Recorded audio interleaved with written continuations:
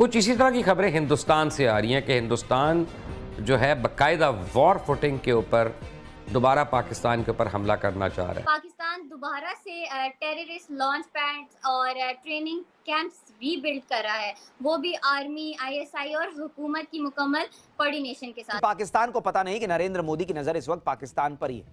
वो इंतजार कर रहे हैं कि पाकिस्तान गलती करे और इस बार फिर ठोकेंगे पहले से भी तगड़ा, और पाकिस्तान मौका देगा। पाकिस्तान के अंदर एक डिबेट शुरू हो गई है, एक व्यू पैदा होनी शुरू हो गई है कि हमें अब तैयारी करनी है, इंडिया ने कुछ करना ही करना है। India is preparing for another attack on Pakistan. अब देखें, पहली बात तो ये समझने वाली है कि भारत ने रिसेंटली कहा था कि उनका जो ऑपरेशन सिंदूर है वो जारी है। तो उनका ख्याल है कि वो टाइम आइडियल टाइम है कि जिस वक्त पाकिस्तान के ऊपर हमला कर सकें। इस बार ही उनका ख्याल है कि वो हमला करेंगे ड्रोन्स के साथ और मिसाइल्स के साथ। इंडिया प्रिपेयर कर रहा है अपने आप को अगले चंद दिनों के अंदर पाकिस्तान पर एक और हमला करने के लिए। इंडिया के पास तमाम रिसोर्सेज मौजूद हैं, पैसा है, फौज है, आर्मी, पुलिस, सारा कुछ मौजूद है। एक जहाज डिफेंस सिस्टम जो हमारा कमजोर था, जो हमारे 24 हम पे हमले हुए थे, हम एक भी नहीं रोक सके थे। और साथ ही ये भी बताया जा रहा है कि पाकिस्तान भारतीय मीडिया की तरफ से उठाया गया है कि पाकिस्तान दोबारा से टेररिस्ट लॉन्च पैड्स और ट्रेनिंग कैंप्स रीबिल्ड कर रहा है, वो भी आर्मी, आईएसआई और हुकूमत की मुकम्मल कोऑर्डिनेशन के साथ। तो इसी सिलसिले में आज हम बात करेंगे डॉक्टर कमर चीमा साहब से, क्या ये असली सिक्योरिटी थ्रेट है या सिर्फ एक मीडिया नैरेटिव? जी, थैंक यू दुआ। देखें, पहली बात तो ये समझने वाली है कि भारत ने रिसेंटली कहा था कि उनका जो ऑपरेशन सिंदूर है वो जारी है। अगर आपको याद हो, थोड़ा अर्सा पहले प्राइम मिनिस्टर मोदी ने जब ऑपरेशन सिंदूर उन्होंने किया पाकिस्तान के ख़िलाफ़ और पाकिस्तान में कुछ 8-9 शहरों पे हमले किए, तो नरेंद्र मोदी साहब ने उसके बाद कहा जनाब कि ये ऑपरेशन सिंदूर चल रहा है, ये ख़त्म नहीं हुआ और ये चलता रहेगा। इस पे ज़ाहिर बात है जो गवर्नमेंट ऑफ पाकिस्तान है वो मुसलसल इस चीज़ को कर रही है, ऑब्ज़र्व कर रही थी, और गवर्नमेंट ऑफ पाकिस्तान ने इसके ऊपर काफ़ी काम भी किया हुआ है कि हमें कैसे चीज़ों को लेके चलना है और क्या करना है। बहरहाल ये अपनी जगह पे एक चैलेंज जो है वो मौजूद है, लेकिन देखना ये है कि इंडिया ने ये जो नई बात शुरू की है कि जनाब हम तो टेरर कैंप बना रहे हैं। अभी तो देखिए, इंडिया के पास तमाम रिसोर्सेज मौजूद हैं, पैसा है, फौज है, तो ये चीज़ें उस वक़्त सामने आई। नमस्कार दोस्तों, क्रिकेट में आपका स्वागत है। दोस्तों, भारत ने पाकिस्तान के ऊपर जो स्ट्राइक की थी और उनके जो टेरर कैंप चल रहे थे पाकिस्तान में, उनके ऊपर जो भारत ने जो ऑपरेशन सिंदूर ऑपरेशन चलाया था, उनको लेकर पाकिस्तान में एक बार ऐसी चर्चा हो रही है कि और ऐसी खबर आ रही है सूत्रों से, जिसमें आईएसआई मिलकर और टीआरएफ और लश्कर तोयबा ये मिलकर उन टेरर कैंपों को दोबारा वापस बनाने लगे हैं और ये फिर भारत के खिलाफ इस्तेमाल हो सकते हैं। और पाकिस्तान मीडिया वाले भी इसकी चर्चा कर रहे हैं कि जिस तरह भारत ने इन टेरर कैंपों पर हमला किया था, तो कहीं न वो ब्रह्मोस मिसाइल एक बार फिर इन पर न दाग दे। और पाकिस्तान मीडिया चर्चा कर रहे हैं कि भारत ऑपरेशन सिंदूर का अभी जारी है और भारत कभी भी हमला कर सकता है। तो पाकिस्तान वाले मीडिया वाले ये चर्चा कर रहे हैं कि मोदी एक बार फिर पाकिस्तान पर हमला कर सकता है। तो आइए जानते हैं पाकिस्तान मीडिया का इसमें क्या रिएक्शन है। चलिए वीडियो स्टार्ट करते हैं और लेते हैं पाकिस्तानियों को मज़े, और दिन रात इंडिया करते रहते हैं। तो लेते हैं फोरके को मज़े और करते हैं वीडियो को स्टार्ट। और जिसने भी चैनल को सब्सक्राइब नहीं किया तो प्लीज़ चैनल को सब्सक्राइब कर ले। करते हैं वीडियो को स्टार्ट, लेट्स गेट स्टार्टेड। अब दोबारा देखिए इसकी सिग्निफिकेंस है। अब ये स्टोरी जो है ये इंडिया टुडे में और बहुत जगहों पे आई है कि जी पाकिस्तान जो है वो टेरर कैंप बिल्ड कर रहा है, लॉन्च पैड डिस्ट्रॉयड हमने कर दिए थे ऑपरेशन सिंदूर में, और ये स्टोरी सोर्सेज से आई है। और उन्होंने कहा जी पाकिस्तान की आईएसआई और आर्मी जो है नए कैंप्स के ऊपर दे, मतलब ये कि हमने पिछले तबाह कर दिए। तो इसको अगर हम देखें तो इसके मल्टीपल मीनिंग है। पहला मीनिंग तो ये है कि देखिए, keep telling people that we are vigilant. Second meaning ये है ऑपरेशन सिंदूर चल रहा है, हमें शायद पाकिस्तान पे दोबारा हमला करना पड़े और हम करें। थर्ड ये है कि इसका मतलब ये है कि हो सकता है ये वहाँ पे क्रैकडाउन तेज कर दें। इंडिया प्रिपेयर कर रहा है अपने आप को अगले चंद दिनों के अंदर पाकिस्तान पर एक और हमला करने के लिए।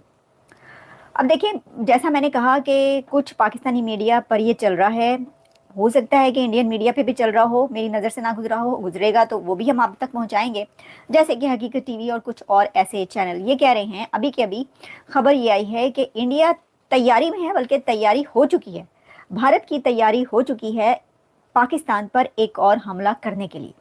और साथ ही ये भी बताया जा रहा है कि पाकिस्तान पर इस बार हमला इंडिया का इजराइल के साथ मिलकर होगा, यानी ये कि इजराइल भी इंडिया के साथ होगा पाकिस्तान पर जो हमला किया जाएगा। और ये भी साथ में कहा जा रहा है कि ये जो पाकिस्तान पर इस बार हमला किया जाएगा वो ड्रोन्स उसके अंदर यूज़ किए जाएंगे, उसके अंदर जो साइबर फोर्स है वो यूज़ की जाएगी और ड्रोन्स के थ्रू जो है वो ज़्यादा इस जंग के अंदर इस्तेमाल होगा, यानी एक और नई जंग की बात की जा रही है। अब देखें, वैसे तो इसका कोई सिरा मुझे इसलिए नहीं मिल रहा, कोई सर पैर इसलिए नज़र नहीं आ रहा कि अभी तो आपको पता है एक जंग ख़त्म हुई है और इसमें अभी कोई ऐसी चीज़ नहीं हुई, कोई ऐसा वाक़या, कोई ऐसा सानिया कि दोबारा से ये बात उठी हो कि भाई ये क्या हो गया।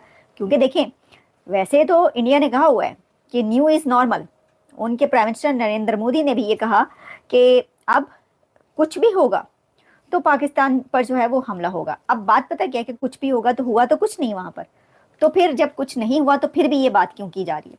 अच्छा, इसके अंदर एक बात और है, वो ये है कि अभी जो है वो एक दिन पहले अमेरिका के सेक्रेटरी स्टेट मार्को रूबियो की कॉल आई पाकिस्तान के प्राइम मिनिस्टर शहबाज शरीफ को।